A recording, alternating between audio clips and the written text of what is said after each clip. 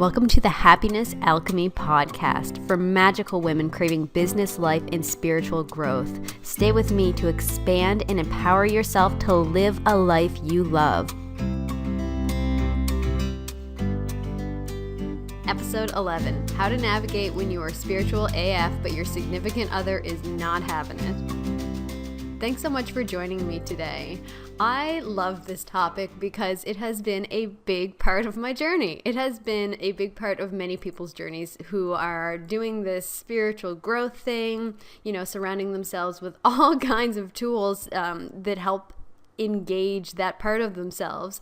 And there's lots of people in their lives that don't necessarily understand or support that. So this is something that a lot of people can relate to. So if you're spending a large portion of your time, or you highly value their opinion, this can be a little bit tricky to navigate. So on top of that, as you become aware of the law of attraction and other universal laws, you might feel like, oh my God, their negative energy or this and that is going to affect me, and things like that. And I mean, this is all worth exploring because it's very interesting, and it actually provides the opportunities for spiritual growth. So today I'm sharing my best tips to deal with whenever you are spiritual, but your significant other or somebody else important in your life is really just not having it. All right, so tip number 1 is your expectations are everything. So detach. It doesn't matter. Stop caring what they think. Stop caring, if they think what you do is insane, outrageous, or totally amazing. You don't need to care about this. Stop giving it your attention. You are responsible only for yourself and, children if you've got them, minor children if you've got them. But you're not responsible for the growth of those around you. You're not responsible for their awareness, their happiness. You're not responsible for any of that. They are responsible for it. Feeling like you are responsible for another grown adult who is totally capable is disempowering to both of you, not just to them, but to you as well. So they're responsible. It's just that simple. So do whatever you need to do to remind you of the fact. Put a reminder on your phone even if you have to. Detach, because it does not matter. When I'm talking about detaching, I don't mean get physically all the way away from them. I just mean that energetically, if you find yourself focusing on them a whole lot, if you find that in your head a lot, that it's really bothering you that they don't, then you really need to just detach from caring about what they think. You're on your path, they're on their path, and you cannot expect the two paths to mirror each other perfectly. Just because you're spending some time together with somebody does not mean that your path needs to look the same. In fact, it's totally a blessing if they don't. So number 1, release your expectations and detach. Number 2, find your lessons for growth. So this is really fun. This is one that I have a love-hate relationship with this little trinket of advice here. So when we open up to this spiritual aspect of ourselves, those around us are really mirroring back to us aspects of ourselves that we have yet to heal, aspects of our shadow, of our subconscious that we have yet to heal. It is actually really perfect if somebody doesn't support your spirituality because it gives you all of these things to put into practice. So the universe is giving you ample opportunities to grow and expand. So you're going to get triggered, you're going to get certain things that get under your skin in order for you to pay attention to your subconscious and your shadow side to heal it. So this is a great opportunity to practice a couple of different things. So I've given a couple examples here. Practice non-judgment. So this is pretty self-explanatory. If you find yourself judging others for their beliefs or lack of beliefs, then it's a perfect opportunity to ask yourself why you're feeling, that judgmental, and release that judgment, okay? Releasing it. Again, you're detaching from it. It's not something you have to worry about in the grand scheme of things. All right? So non-judgment, perfect opportunity. Also using your lessons of acceptance. So at some point in your spiritual journey, you would have come up to or been made aware of acceptance in some way. Generally, self-acceptance is kind of the big one that we're talking about. So feeling like people don't accept you because of what you're into. Do you feel that way? Do you feel that way whenever others are not supportive and accepting of your spirituality? If you do, great. flip it around, look at yourself in the mirror and say, how am I not accepting myself? These things are not going to show up on your radar. They're not going to emotionally trigger you. They're not going to bother you if you don't have the mirror belief within yourself. What aspects of yourself do you have yet to fully accept?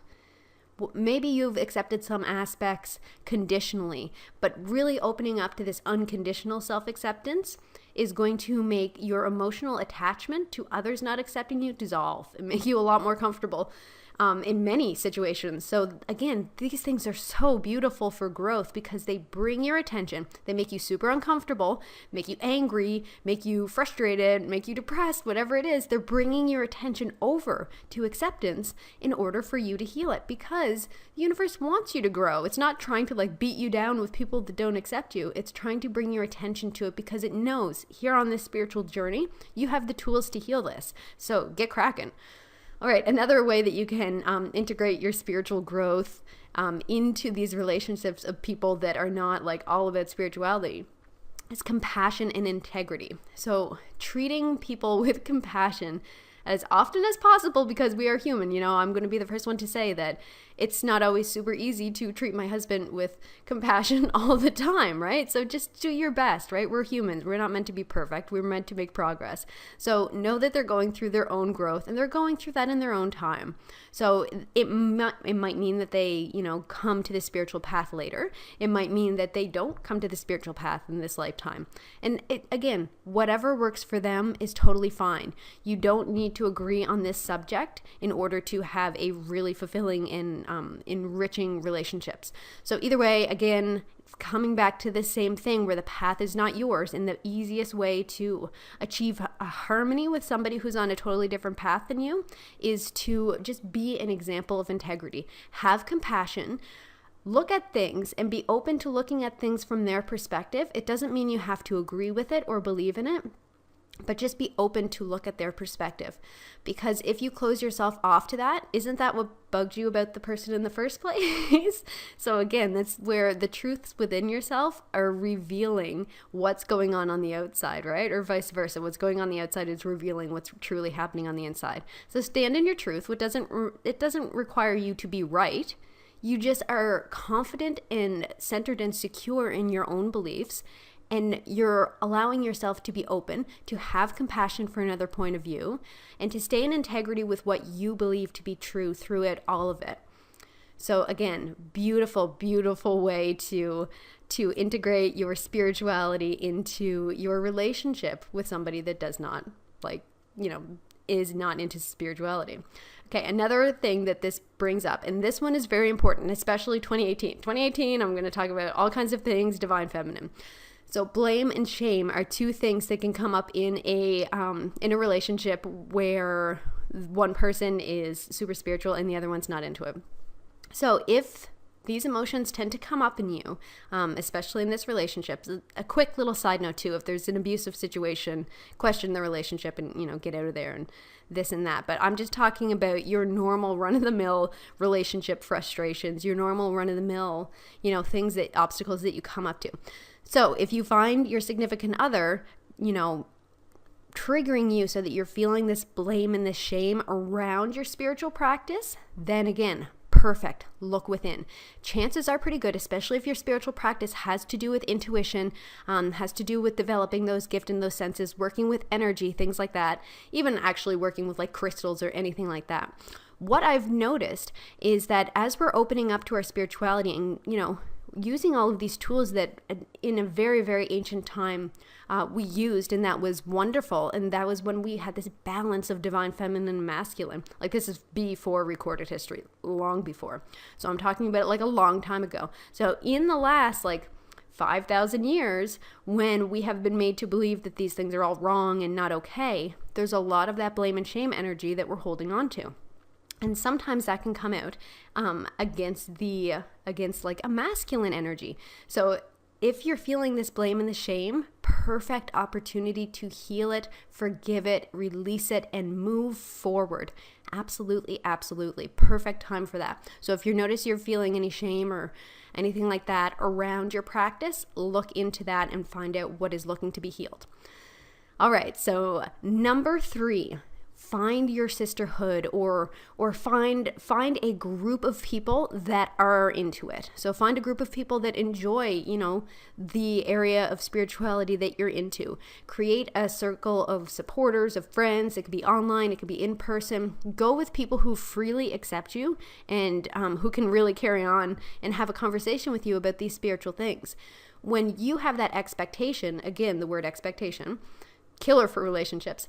Whenever you have that expectation that your significant other should be your sounding board for your spirituality and they're not having it, it's not realistic. It's expecting too much of them, and it's creating those expectations again. And so you're both going to be left feeling a little bit misunderstood and not super awesome. So make sure that you're getting that spiritual nourishment from somewhere.